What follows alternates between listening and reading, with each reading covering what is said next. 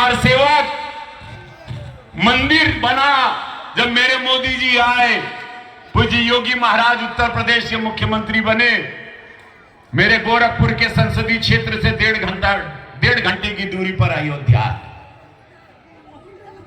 श्री राम जानकी बैठे मेरे सीने में, देख लो मेरे दिल के नगीने में, देख लो मेरे दिल के नगीने में, श्री राम जानकी बैठे।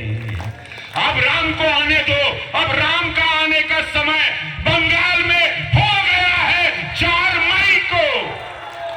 बोलो जय श्री राम।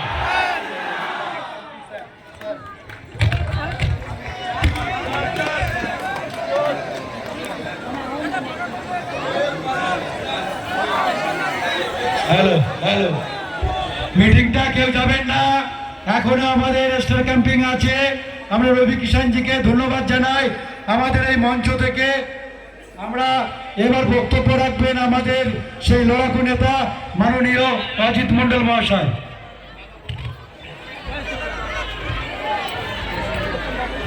সবাইকে নমস্কার। 115 রাজারহাট নিউ টাউন বিধানসভায় ভারতীয় জনতা পার্টির মনোনীত প্রার্থী মাননীয় পীযূষ কাঁদুরিয়ার সমর্থনে আজকে যে পথসভা বা জনসভার আয়োজন করা হয়েছে, সেই সভার শ্রদ্ধেয় সভাপতি মঞ্চ